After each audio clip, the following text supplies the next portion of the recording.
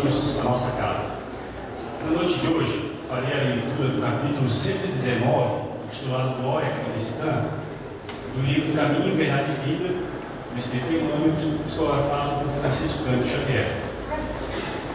E Emmanuel se utiliza-se da segunda carta aos Coríntios, capítulo 1, versículo 12, que diz: porque a nossa glória é esta, o testemunho de nossa consciência. E o benfeitor faz a seguinte análise: desde as tribos selvagens que precederam a organização das famílias humanas, tem sido a terra grande palco utilizado na exibição das glórias passageiras. A concorrência intensificou a procura de títulos honoríficos transitórios. O mundo, desde muito cedo, conhece glórias sangrentas da luta homicida, glórias da avareza nos cofres da fortuna morta, do orgulho nos pergaminhos braçonados e inúteis, da vaidade nos prazeres mentirosos que precedem o sepulcro. A ciência cristaliza as que bendizem a espírito nas academias isoladas, as religiões sectárias nas pompas externas e nas expressões do proselitismo. Num plano onde eu não tenho tantas glórias fáceis, a do cristão é mais profunda, mais difícil. A vitória do seguidor de Jesus é quase sempre no lado inverso dos triunfos mundanos. É o lado público. Raros conseguem vê-los com olhos mortais. Entretanto, essa glória é tão grande que o mundo não a proporciona nem pode subtraí-la. É o testemunho da consciência própria, transformada em tabernáculo do Cristo vivo. No instante divino dessa glorificação, deslumbra-se a alma ante as perspectivas do infinito. É que algo estranho aconteceu em dele, na cripta misteriosa do coração. O filho achou seu pai em plena eternidade. Na noite de hoje, recebemos nosso companheiro Sérgio Damião, trabalhador do Centro Espírita Vicente de Paulo, que abordará o capítulo 17 do Evangelho segundo o Espiritismo, que já está ali exposto, o homem de bem, item 3. E antes de passarmos a palavra ao companheiro, nosso companheiro Benoni fará a prece inicial. Queridos irmãos, mais uma noite reunidos no Ideal Espírita, tomando aqui semanalmente o nosso fortificante. E esse estímulo possa nos levar a caminhos melhores, a práticas melhores, e possamos assim nos tornar realmente homens de bem, homens em Cristo, em sua mensagem. A cada dia que passa, o nosso compromisso aumenta, pois o nosso conhecimento cresce. Que possamos, devagarinho, em passos seguros, caminhar na direção correta, levando conosco esses nossos irmãos sofredores, que muitas vezes estão conosco em busca de um esclarecimento e de uma esperança. Que assim seja. Passamos a palavra para o Sérgio.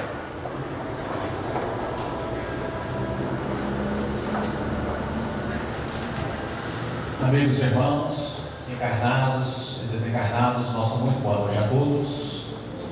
Que a paz de Deus esteja com todos nós.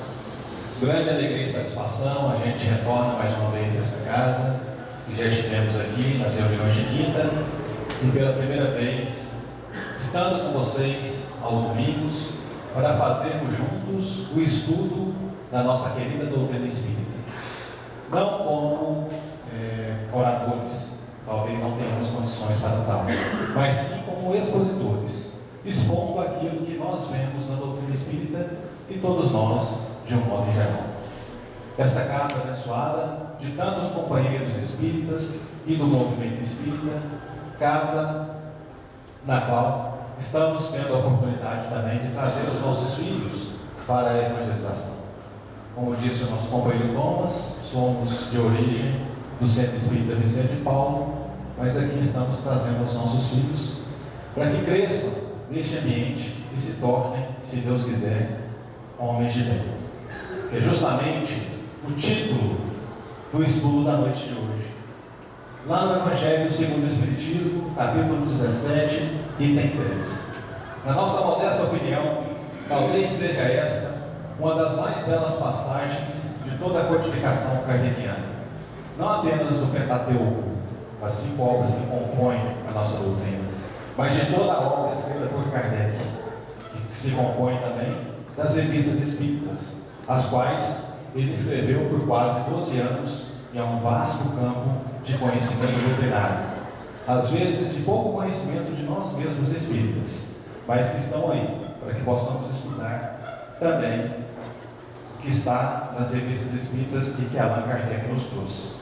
Na noite de hoje, nós veremos o próprio Allan Kardec trazendo para nós algumas palavras a respeito deste capítulo, não através do processo mediúnico de materialização, mas o processo da tecnologia, em que ele fará para nós a introdução. E logo em seguida, veremos trechos, partes do Evangelho, deste capítulo, e exemplificando com passagens de pessoas que estiveram entre nós e que nos deram exemplo do que é realmente ser homens e mulheres de bem.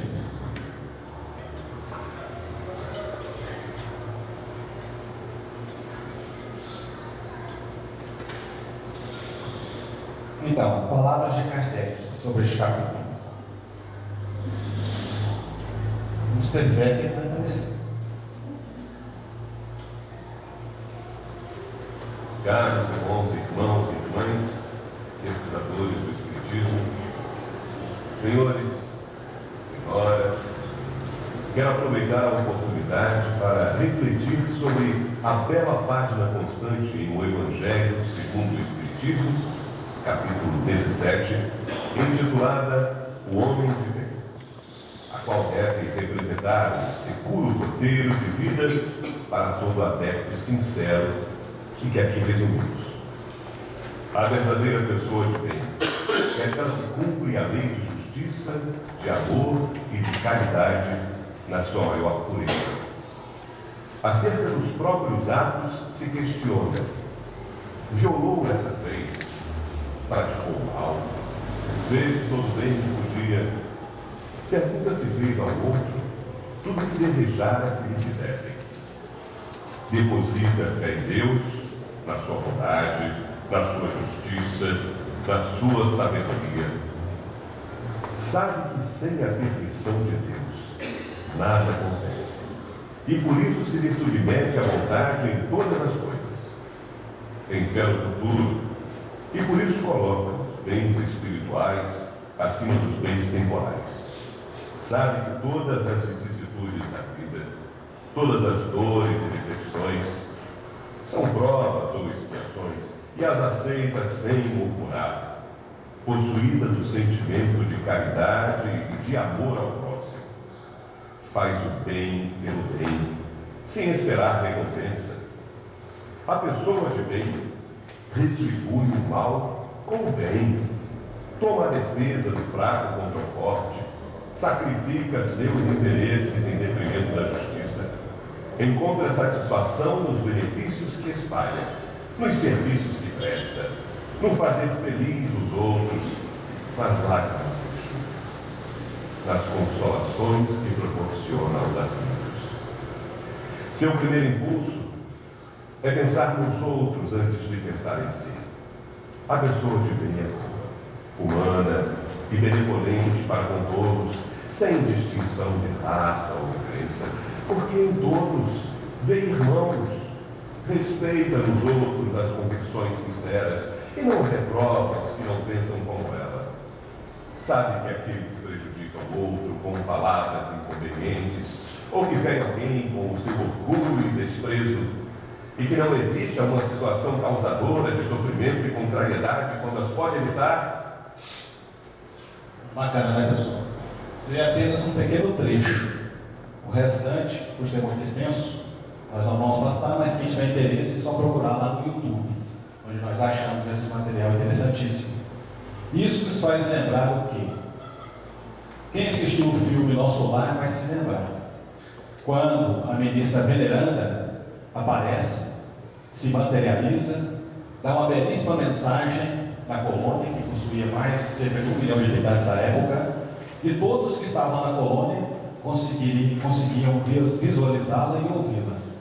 E em breve, creio, também nos centros espíritas ocorrerá esse processo, em que os mentores virão materializados e nos passarão belas mensagens como essa. Não é uma utopia, um dia vai se tornar uma realidade. Homens e mulheres de bem. Quando a gente vê o título Homens de Bem, nós devemos entender que se trata de homem no sentido genérico, de homens e mulheres. E nós vamos ver exemplos de algumas pessoas que realmente merecem este título. Vivemos uma época em que estamos tão carentes de bons exemplos, sem querer julgar ou condenar alguém, mas a gente pode observar que os bons exemplos, geralmente para os jovens, os ídolos, são aqueles que morrem por overdose, são aquelas pessoas, às vezes, fúteis e vazias dos reality shows e etc. Mas onde estão as pessoas de bons exemplos? Esses realmente estão escassos. Por quê? Dizem que as palavras comovem, mas só os exemplos são capazes de arrastar. Então nós vamos ver personalidades aqui que realmente fizeram, exemplificaram e realmente merecem toda a nossa consideração. Vamos ler um pequeno trecho do Evangelho e depois enquadrar uma personalidade.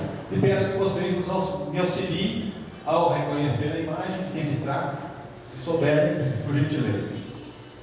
O homem de bem, diz lá no capítulo 17 e 23, em seu primeiro ímpeto é pensar nos outros, antes de pensar em si. É buscar o interesse dos outros antes do seu próprio. Quem poderíamos exemplificar nessa passagem? Alguém conhece? Mundialmente conhecida, né? Madre Teresa de Calcutá, ou Agnes Gonçalves, que é o seu nome de batismo. Madre Teresa nasceu em 1910, na atual Albânia, de família riquíssima. Abandona a riqueza aos 19 anos, entra para a Igreja Católica e toda a sua vida é dedicada ao próximo. Não se pressione com a figura frágil dessa mulher, de um pouco mais de 1,5 metros, idosa, mas essa mulher foi uma fortaleza, muito à frente do seu tempo. O que ela fez, poucas pessoas realizaram. Saindo da Albânia, indo para a Índia, mais precisamente para a cidade de Calcutá. A Índia, naquela época, era um país muito pobre. Hoje, nem tanto. A Índia, assim como o Brasil, é um país emergente, mas ainda existe pobreza. Mas naquela época era extrema. E ela começa a recolher as pessoas pelas ruas, mendigos, idosos, órfãos, leprosos e etc. No primeiro momento, ela começa a levar essas pessoas para o seio da igreja, um salão que a igreja possuía no subúrbio da paróquia. Em determinado momento, começou a encher demais e disseram para ela: para cá, não é para você trazer mais essas pessoas. E ela, com a ajuda de outras pessoas caridosas, aluga um galpão e recolhe todas aquelas pessoas necessitadas e carentes. Daí, torna-se e recebe o codinome de Santa das Sarjetas. Realiza muito a sua época. Em 1979, ela recebe o Prêmio Nobel da Paz. E quando ela foi até Londres receber o prêmio, um jornalista pergunta: irmã, você não acha que o que você faz pelos pobres, pelos seus pobres, não é muito pequeno, não é muito pouco, utilizando pobres de forma bem pejorativa? E Madre Teresa lhe responde: por vezes sentimos que aquilo que fazemos não é senão uma gota de água no mar, mas o mar seria menor se lhe faltasse uma gota. Olha só que resposta. Realmente, né? Às vezes a gente pensa: será que eu estou fazendo pouco? Mas não existe, gente, o bem menor. Todo o bem que nós fazemos, por menor que nos pareça, sempre é grandioso aos olhos de Deus e dos bons espíritos. Então, aproveitemos as oportunidades, por menores que nos pareçam. E no ano de 2003, ela é beatificada e torna-se santa da Igreja Católica. falecendo aos 87 anos de parada cardíaca. Então, Madre Teresa de Calcutá pode ser chamada com todas as letras de uma mulher de bem. Na segunda passagem, nós temos: o verdadeiro homem de bem é aquele que pratica a lei de justiça, de amor e de caridade na sua maior pureza. Nesta passagem, temos Chico Xavier. Dispensa apresentações, né? Falar de Chico Xavier no movimento espírita é redundante, é chover molhado. E também, coincidentemente, nasceu no ano de 1910, assim como Madre Teresa, e veio falecer em 2002, com 92 anos de idade. Todos nós sabemos dos feitos grandiosos de Chico Xavier, mas para que a gente possa entender a grandiosidade desse homem, desse espírito, no ano passado, houve no SBT um programa chamado O Maior Brasileiro de Todos os Tempos, aonde se iria eleger o maior de todos. Grandes figuras ali estavam: Juscelino Kubitschek, Pelé, Santos Dumont, Irmã Luz, entre outros. E o grande vencedor do programa, todos nós sabemos, foi o Chico. Foram apenas os espíritas que votaram nele? Claro que não. Porque se fosse apenas os espíritas, ele não teria sido eleito. Por quê? Segundo dados do IBGE, Instituto Brasileiro de Geografia e Estatística, de 2010, e nós pesquisamos no site oficial, segundo os dados do IBGE, nós espíritas somos em torno de 2% da população apenas, cerca de 4 milhões. Os católicos, 60 e poucos por cento. Os evangélicos, 20 e poucos por cento. E os que não têm religião, não é ateu, os que não têm religião, 8%. Existem mais pessoas que não têm religião que espíritas. Então, quem elegeu Chico Xavier foi todas as pessoas que viram nele um homem de bem, um exemplo. E não apenas uma filosofia religiosa.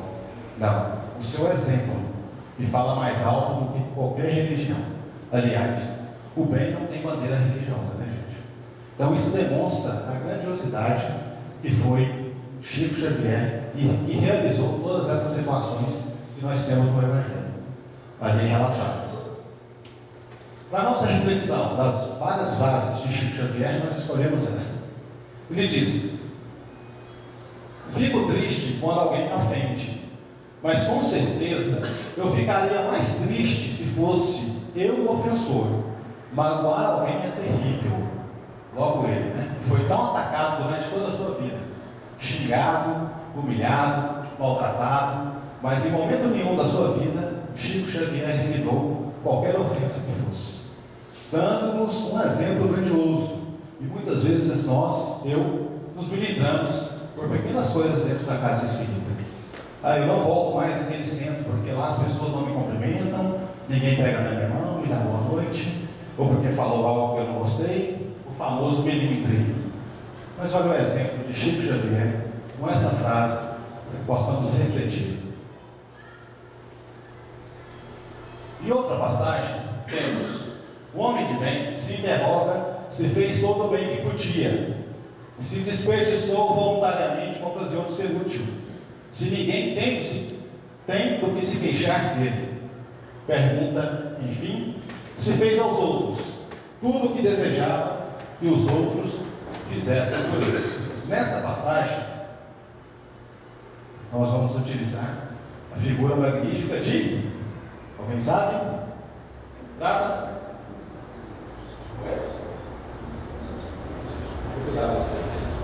Melhorou? Aurélio Agostinho, ou, como é mais conhecido,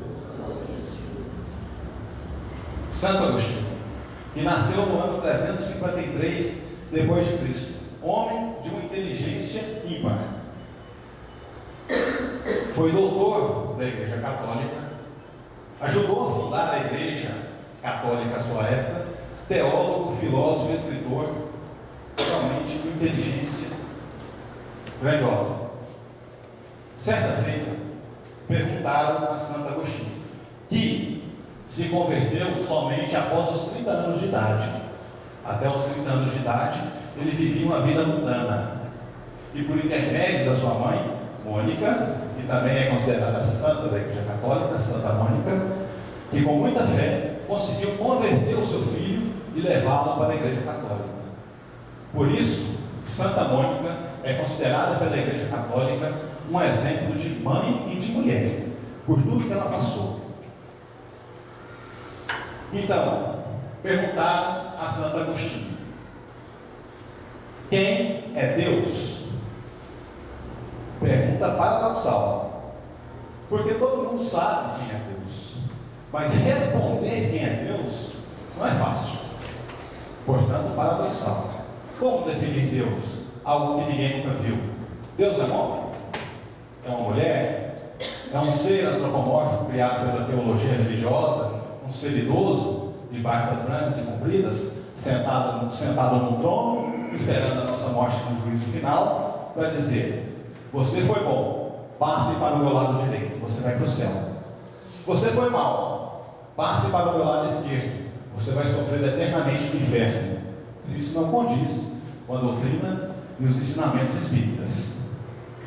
Então, difícil de ser respondido. Mas Santo Agostinho, dentro da sua inteligência e da sua filosofia, responde: se me perguntam quem é Deus, eu não sei. Mas se não me perguntam, aí eu sei. Filosoficamente perfeito, né? Porque Deus não tem como ser definido. Deus é amor, Deus tem que ser sentido. E ele complementa: Deus é, ponto. O que levou Buda, certa feita, a dizer que Deus não pode ser definido, porque definir Deus é limitá-lo. E como se limitá-lo e limitá-lo? Os séculos passam. O ano 1856-57 da codificação kardeciana. Allan Kardec, dentro da sua inteligência, na primeira pergunta do Livro dos Espíritos, modifica apenas uma mudança de uma palavra toda a estrutura dessa pergunta, o paradigma dessa pergunta. Ao invés de Kardec perguntar quem é Deus, porque quem você tem que definir como pessoa, ele pergunta quem é Deus. Modifica toda a estrutura da palavra. Perguntou quem? Perguntou quem é Deus. E os Espíritos respondem: causa primária de todas, inteligência suprema, causa primária de todas as coisas. Agora sim, podemos abarcar mais completamente que é Deus, filosoficamente, cientificamente e religiosamente. Mas Kardec não se dá por contente. E as outras perguntas seguintes também são sobre a divindade. E na pergunta número 4, Kardec pergunta: mas como se pode definir ou explicar Deus? Como se pode provar? Aliás, como se pode provar a existência de Deus? Olha que pergunta. Como se pode provar a existência de Deus? E os Espíritos respondem a Kardec em um axioma que aplicais às vossas ciências. Axioma, evidência. Não existe efeito sem. Procurai tudo aquilo que não é obra do homem, e a vossa razão vos responderá. Ora, as estrelas, os planetas, o universo, 200 bilhões de estrelas, 200 milhões de sóis, não é criação dos homens. Portanto, só pode ser criação de Deus. Daí a pergunta que desmonta qualquer filosofia ateísta. Belíssima resposta dos Espíritos dão a Kardec. E Santo Agostinho deixa para a nossa reflexão essa passagem. Apaixonar-se por Deus, porque foi o que aconteceu com ele, depois dos 30 anos. Apaixonar-se por Deus é o maior dos romances. Procurá-lo, a maior aventura. Encontrá-lo, a maior de todas as realizações. Santo Agostinho de Hipona.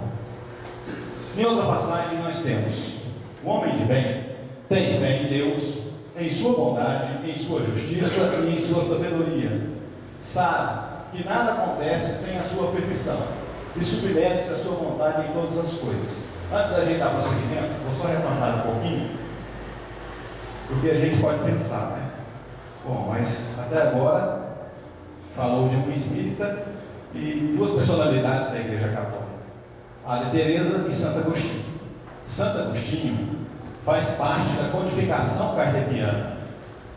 Fez parte da codificação. Tem mensagens dele no Pentateuco kardeciano. E uma das mais belas passagens de Santo Agostinho é a questão 919 do Livro dos Espíritos, quando ele pergunta, mais ou menos assim, Kardec: como fazer para vencer nesta vida e evitar as coisas que nos arrastam para o mal? Interessante pergunta, né? A resposta todos nós conhecemos. Qual é? A resposta dos Espíritos a Kardec: conhece-te? Conhece-te a ti mesmo. Conhecer a nós mesmos é fácil? O que vocês acham? Se fosse fácil, não existiria uma ciência chamada psicologia que existe para estudar o comportamento humano. E muitas vezes a gente quer conhecer o marido, a esposa, os filhos, a vida do vizinho, sendo que nós não conhecemos nem a nós mesmos. E Santo Agostinho complementa: fazei como eu fazia quando estive na terra. Ao final do dia, passava limpo a minha consciência e perguntava: será que eu não deixei passar nenhuma oportunidade de fazer o bem? Alguém tem algo a falar de mim? E assim, e outras coisas, tá? E assim foi conseguindo me conhecer e vencendo as minhas más tendências. Olha só que interessante. Só assim venceremos. Temos pontos positivos também, graças a Deus, né? Mas os pontos negativos, só conhecendo-os e lutando contra eles é que nós vamos conseguir vencê-los. E isso Santo Agostinho nos traz na questão 919. Bom, isso aqui eu já li. Quem que a gente poderia utilizar nessa passagem?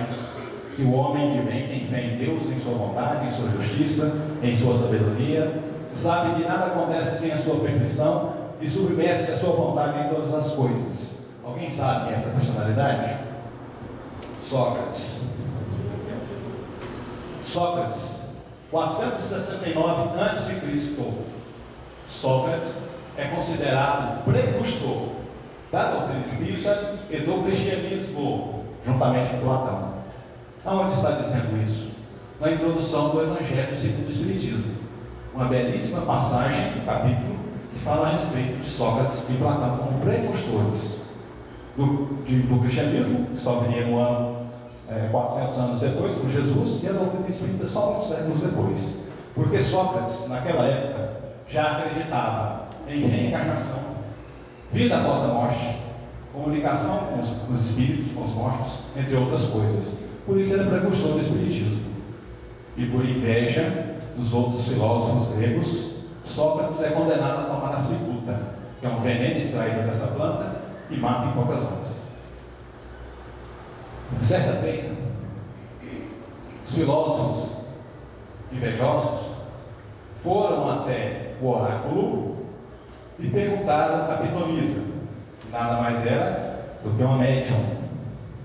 Logicamente eles não poderiam usar o termo médium para pitons, pitonisas, entre outras situações, porque essa palavra foi cunhada por Allan Kardec, da doutrina espírita, é um neologismo, é a criação de uma palavra para algo que já existe. Mas eles perguntaram à pitonisa: quem é o homem mais sábio da Grécia? E através do processo de psicografia dos ladrilhos do templo que estava úmido, a pitonisa psicografou: Sócrates. O que cerrou mais ainda a inveja dos outros filósofos. Retornaram a Sócrates e lhe perguntaram, e lhe disseram: os deuses disseram que você é o homem mais sábio de toda a Grécia. Você crê?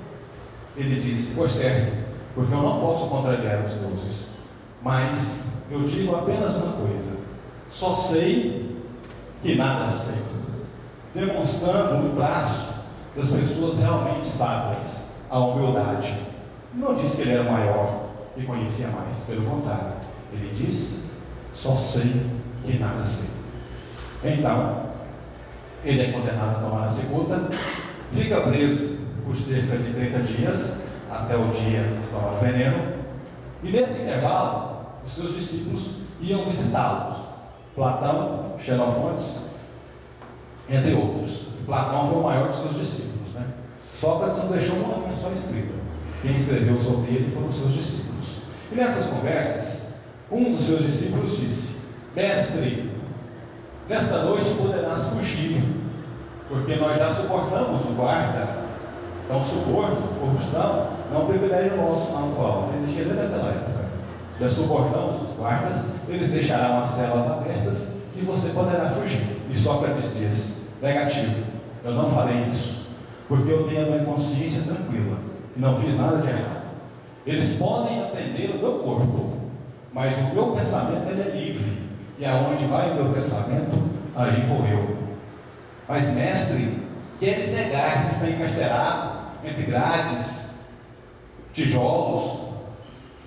E Sócrates responde: Critão, tu és um mau filósofo. Eu não estou encarcerado. Encarcerado é a resposta. Encarcerados estão aqueles que no meio da rua carregam seus vícios e suas mazelas. Gente, olha que verdade. O que nos aprisiona, não nos deixa evoluir, são os vícios e as mazelas que ainda carregamos. Então a resposta dele é perfeita. E o seu discípulo, vendo que não ia conseguir fazer mudar de ideia, diz o seguinte: e quando estiveres morto, aonde queres que sepultemos o seu corpo? Na água, na necrópole, na praça? E Sócrates, vindo de uma meditação profunda, responde: o corpo pode jogar fora em qualquer lugar, porque Sócrates não estará mais dentro dele. Perfeito. Então Sócrates tinha fé em Deus. Ele fala da educação do espírito, do sentimento moral. Não adianta nada ter desenvolvimento intelectual, mas não ter a outra asa, como diz Emmanuel, né? Do amor, da caridade. E isso Sócrates já nos disse 400 anos antes de Jesus. Em outra passagem, o homem de bem, inspirado pelo sentimento de caridade e de amor ao próximo, faz o bem pelo bem, sem esperança de retorno, e retribui o mal com o bem. Alguém conhece? O centro onde nós participamos, nós dissemos no início, Vicente de Paulo. Apesar de ter ali a bandeira brasileira ao fundo, ele não era brasileiro, né? E sim francês. Nasceu no ano de 1581 e faleceu em 1660. A história dele também é belíssima, magnífica. E também faz parte da codificação kardeciana. Várias mensagens dele que retratam o seu ponto mais forte, a caridade. Ele é considerado o patrono das obras de caridade da Igreja Católica. Por isso existe o movimento dos vicentinos, bem voltados à caridade. E na doutrina espírita faz parte da codificação kardeciana. Belíssimas mensagens. E uma das suas passagens mais belas, ele que entra muito jovem para a Igreja Católica e também constrói orfanatos, creches, asilos, etc. E uma das suas mais belas passagens diz o seguinte: e certa feita, ele andando pelas ruas de Paris, encontra um grupo de homens. Ele saía pedindo esmolas para suas obras de caridade. Ele não possuía recursos. E se aproximar de um grupo de homens, chega até um deles, estende a mão e fala: você poderia dar uma esmola para os irmãos necessitados? Aquele homem olha bem no rosto de Vicente de Paulo e cospe na sua mão, cuspiu na mão de Vicente de Paulo. Ele recolheu a mão, colocou para trás, estendeu a outra e disse: muito obrigado, meu irmão, isso era para mim. De certo obedecia, mas agora dê uma esmola para os irmãos mais necessitados do que nós. Olha só o que é a abnegação e a humildade no espírito. Quem de nós, eu, não teria condição de tal atitude? Ultrajado, humilhado, cuspido, ele não pensou em si, pensava no próximo. Então se enquadra perfeitamente na passagem do Evangelho o homem de bem. Exemplo, Vicente de Paulo. Também no YouTube tem um filme da vida dele, belíssimo. Ele disse: amemos a Deus, meus irmãos, amemos a Deus, mas que seja à custa de nossos braços, que seja com o suor de nosso rosto, como na caridade. No filme retrata ele já no final da sua vida, em seu momento de oração, conversando com Deus, sentindo que a morte estava próxima, ele disse: meu Deus, será que queres me levar? Fiz tão pouco ainda, tenho tanto a realizar. Olha só, pensa então, no final da vida, depois de tudo que ele já tinha feito. O homem de bem toma a defesa do fraco contra o forte e sempre sacrifica o seu interesse pela justiça. Quem é? Mahatma Gandhi, figura mundialmente conhecida. Mohandas Karamchand Gandhi, ou como é mais conhecido, Mahatma, significa grande alma. Só os grandes avatares indianos recebem esse codinome de Mahatma. Nasceu em 1869 e foi assassinado a tiros em 1948. A história dele também é maravilhosa. A Índia, por muitos anos, décadas, foi colônia da Inglaterra, assim como o Brasil um dia foi colônia de Portugal.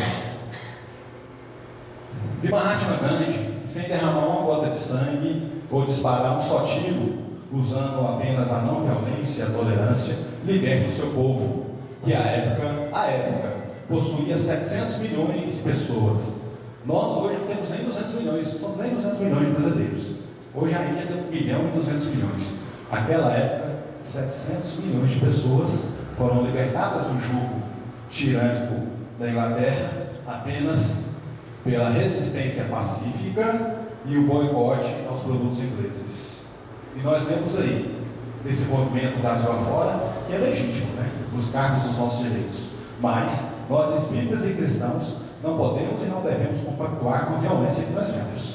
Isso aí é inadmissível para um cristão, para um espírita. E muitas vezes a gente vê as pessoas cristãs dizendo: não, tem que fazer isso mesmo, tem que quebrar por fogo, matar esses políticos. Isso não é um pensamento cristão. Olha o exemplo de Mahatma Gandhi. E não era cristão. Ele seguia o hinduísmo, que é a religião mais antiga do mundo. E ele disse que se queimasse todas as obras do mundo e se salvasse apenas as bem-aventuranças, o Sermão do Monte de Jesus, nada se teria perdido. E ele admirava Jesus Cristo.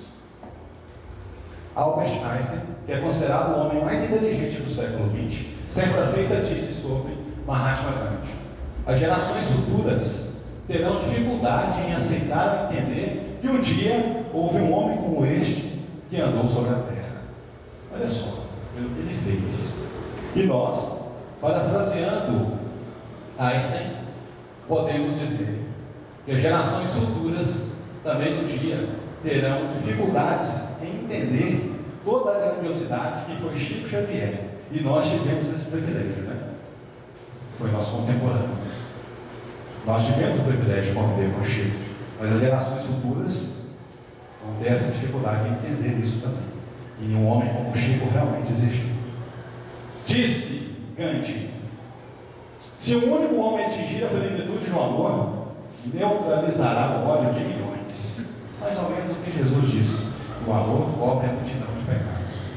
Em 47 ele liberta a Índia, e em 48 ele é assassinado por um fanático religioso da sua própria religião. E a sua história é tão forte que divide o país territorialmente. Ao norte, Paquistão, e ao sul, Índia. Um exemplo magnífico, grande. O homem de bem encontra satisfação nos benefícios que espalha, nos serviços que presta, nas lágrimas que estanca, nas consolações que concede aos aflitos.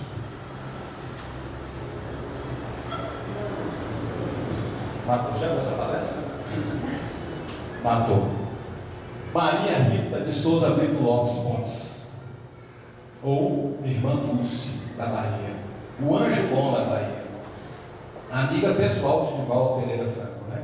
E conta várias histórias de Irmã Dulce, que inclusive pode se tornar, nasceu em 1914, faleceu em 92, que pode se tornar a primeira santa genuinamente brasileira. O Brasil é o maior país católico do mundo, mas temos apenas 2 santos na Igreja Católica.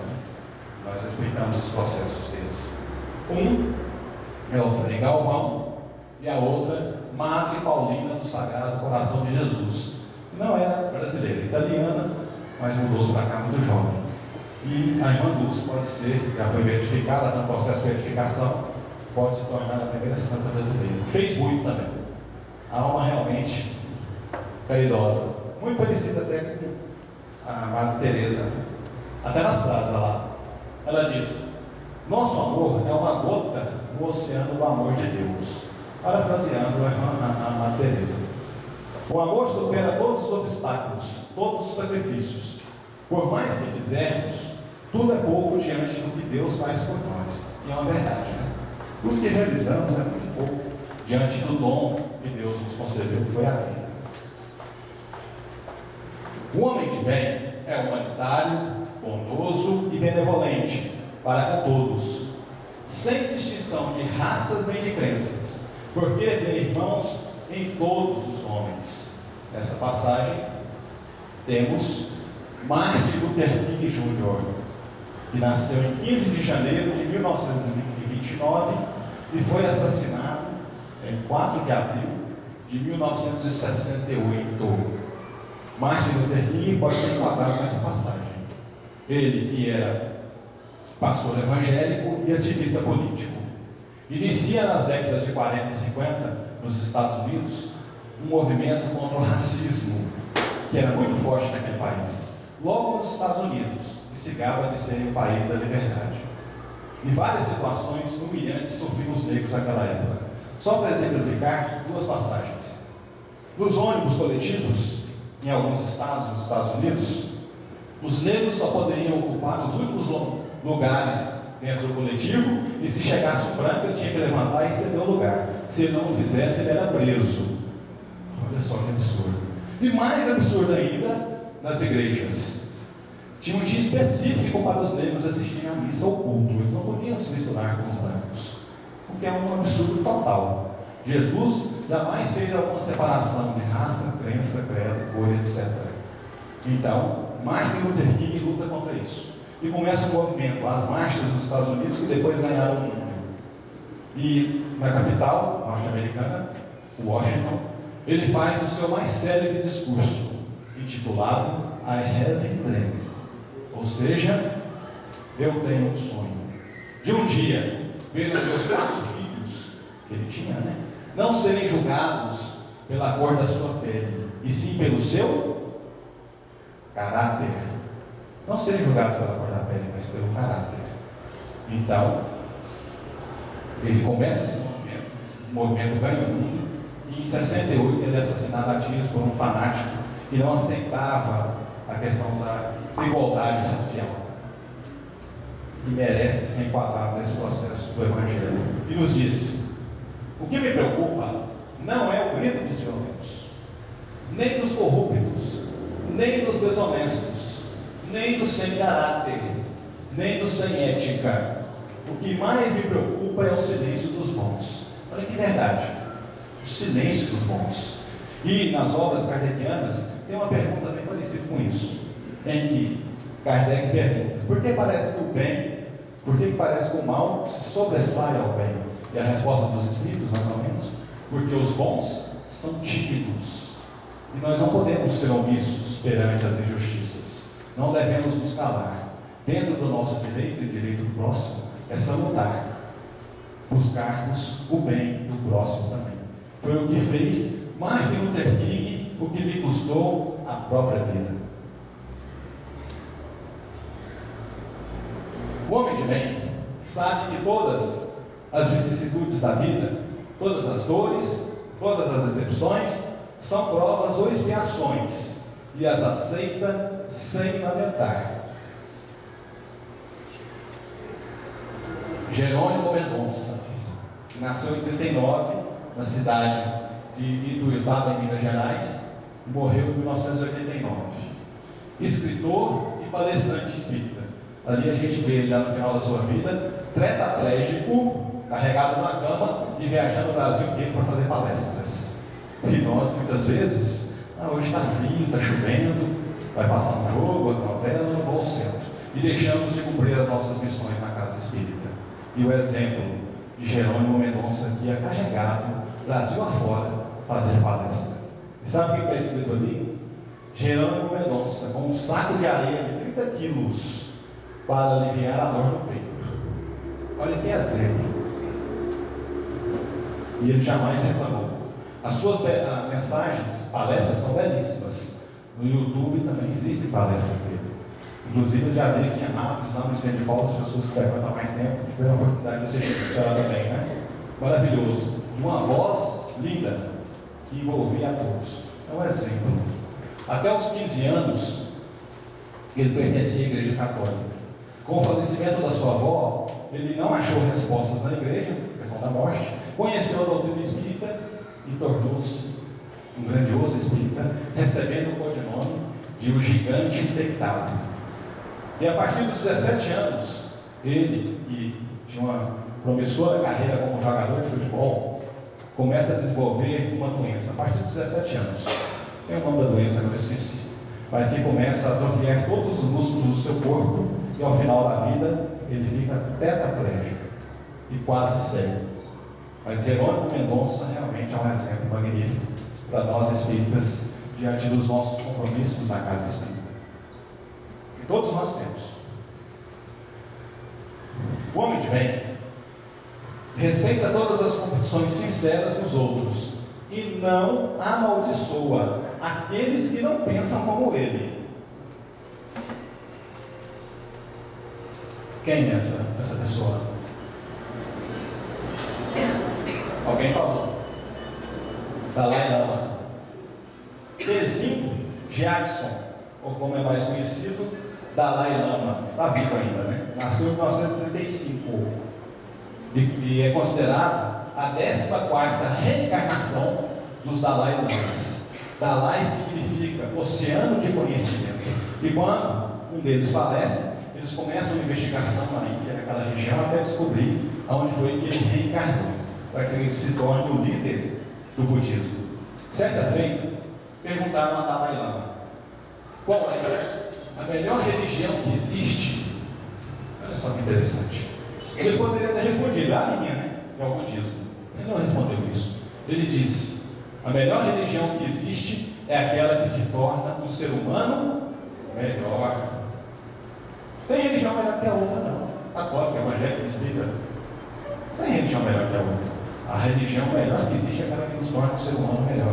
E essa é a proposta da doutrina espírita: nos tornarmos seres melhores. É isso que a doutrina espírita nos ensina. E foi isso que disse Dalai Lama, que complementou: minha religião é o amor. E olha essa passagem interessante, muito interessante. Perguntaram a Dalai Lama: o que mais te surpreende na humanidade? Ele respondeu: os homens, porque perdem a saúde para juntar dinheiro, depois perdem dinheiro para recuperar a saúde, e por pensarem ansiosamente no futuro, esquecem do presente, de tal forma que acabam por não viver nem o presente e nem o futuro, e vivem como se nunca fossem morrer, e morrem como se nunca tivessem vivido. E é uma verdade, é desse jeito. A gente corre atrás de dinheiro, de coisas e tal, se às vezes não vive da forma que deveria viver. Olha que profundidade de conhecimento de Dalai Lama. O homem de bem estuda as suas próprias imperfeições e trabalha incessantemente para combatê-las. Está lá no Evangelho. E nós escolhemos a figura de Paulo de Tarso, que diz: agora, essas 3 virtudes, a fé, a esperança e a caridade, permanecem, mas dentre elas, a mais excelente é a caridade. E nós consideramos que Paulo de Tarso estudava as próprias imperfeições. Em pelo menos 3 passagens bíblicas ele nos diz isso. Quando ele nos diz: vede de tudo e retém o que é bom. Não estude imperfeições. Em outra passagem ele diz: tudo me convém. Aliás, tudo me é lícito, mas nem tudo me convém. Está imperfeições. E outra frase mais ou menos assim, pensamento: o bem que gostaria de fazer, esse eu não faço com facilidade, mas o mal que não gostaria de fazer, este sim. Então, nessas 3 passagens, Paulo nos explica, nos mostra que nós temos imperfeições e que devemos estudá-las para combatê-las. Ele que modifica a sua vida também, né? Doutor da lei mosaica, perseguiu os cristãos até o seu encontro com Jesus, espiritualmente, às portas de Damasco, onde ele transforma a sua vida e passa a ser o maior divulgador do cristianismo de todos os tempos. Se não fosse Paulo de Tarso, nós no Ocidente não conheceríamos Jesus da forma que conhecemos. E sugerimos, para quem não leu, leia o magnífico livro espírita Paulo e Estevão, que fala a respeito da vida de Paulo e de Estevão. Fantástico. No penúltimo slide nós temos Jesus, né, que foi o maior ser que já esteve entre nós, governador do nosso planeta. E lá no Homem de Bem diz: não tem ódio, um homem de bem, não tem ódio, nem rancor, nem desejo de vingança. A exemplo de Jesus, ele perdoa e esquece as ofensas, e só se lembra dos benefícios. E Jesus disse: ame seus inimigos, faça o bem para aqueles que te odeiam, abençoe aqueles que te amaldiçoam, reze por aqueles que te maltratam. Se alguém te bater no rosto, ofereça outra face, trazendo-nos a lei de amor e dividindo a história da humanidade. Nesse slide, homens e mulheres de bem, sabem quem podemos enquadrar aí nessa imagem? Você, eu, todos nós, quando estivermos realizando isso, essas personalidades que nós vimos realizar. Mas a gente pode usar as desculpas, né? Mas todos esses aí que você mostrou são missionários, quem me dera. Mas quem disse que nós não somos missionários? Que não temos algo a realizar na família, na sociedade, no trabalho, na religião, na casa espírita? Todos nós somos missionários. Então realizemos bem a nossa missão. E lá na questão 919 fala: o Espírito prova, do Livro dos Espíritos, sua elevação, quando todos os atos de sua vida corporal são a prática da lei de Deus, e quando compreende por antecipação a vida espiritual. Com certeza, nós não somos, talvez, desse tipo desses espíritos, mas com certeza estamos a caminho. E a única certeza que nós temos é que todos nós seremos um dia espíritos puros, de luz. A doutrina espírita nos garante isso. E poderíamos estar aí, no mundo, mas estamos aqui, buscando as coisas do Espírito, nos antecipando. É o que está dizendo ali. E graças a Deus por isso. E o último slide diz lá, no finalzinho do capítulo 17, item 3, o homem de bem: o que acabamos de expor não é a enumeração completa de todas as qualidades que distinguem o homem de bem, mas todo aquele que se esforça para possuir as que aqui foram citadas está no caminho que conduz a todas as outras. Então só depende de nós. E ali nós temos Jesus nos chamando. Só depende de cada um de nós, de colocarmos em prática o que o cristianismo e a doutrina espírita nos ensinam. E esse estudo fica primeiramente para nós, que somos muito imperfeitos, temos muito que melhorar, eu particularmente, mas que agradeço a Deus todos os dias por conhecer uma doutrina como essa, e de forma racional nos mostra como e como podemos evoluir. E que Deus, na sua bondade infinita, nos abençoe, ilumine e proteja, hoje, amanhã e sempre. Boa noite.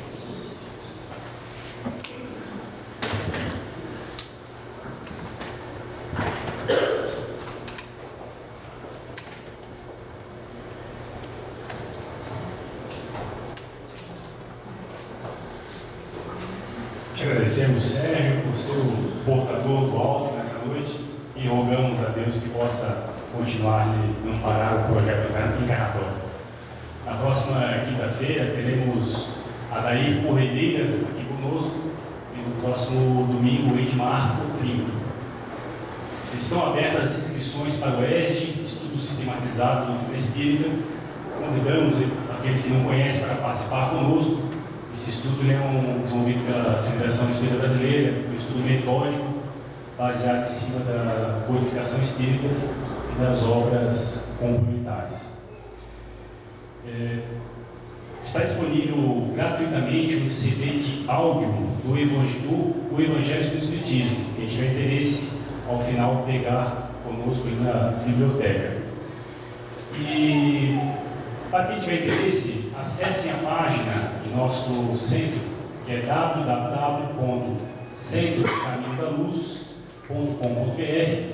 E também para quem utiliza as redes sociais, temos uma página no Facebook. Procurando lá, Centro Espírita e Instituição Caminho da Luz, acharão.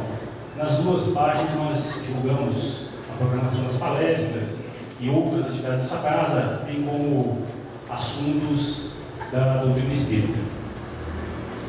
Encerrando esta primeira parte, nosso companheiro Genésio fará a prece por nós. Jesus, bom e amado Mestre, mais uma vez nós agradecemos imensamente pelas graças aqui concedidas, por essa palestra maravilhosa, e agora só cabe nos esforçarmos para diminuir a distância que há entre nós e o homem de bem. Que os bons espíritos, diretores espirituais dessa casa, possam envolver todos os irmãos que aqui estão, que vieram em busca de um motivo para as suas mazelas e para o aprendizado dessa doutrina maravilhosa, tanto irmãos encarnados como desencarnados, que possam sair daqui animados, confiantes no amor e na bondade divina, que eles possam sentir bem quando chegarem em suas casas e numa bela noite de sono e amanhã levantarem com a disposição para mais um dia de experiência no corpo físico, e que essa experiência, essa disposição possa ser estendida por toda a semana, e seus familiares que lá ficaram possam receber a mesma bênção. Jesus, bom e amado Mestre, abençoe todos os grupos de trabalho desta casa, dá a força, o entendimento, a compreensão, a fraternidade entre todos, que os trabalhos possam continuar da forma que estão, cada vez melhor. A seguir, ofereceremos o benefício do passe para quem tiver necessidade. E os que mais são sentados, chamaremos para cada um dos seus lugares. E a saída estará disponível a água fluidificada. Uma ótima semana e que Jesus possa estar presente sempre em nossas mentes.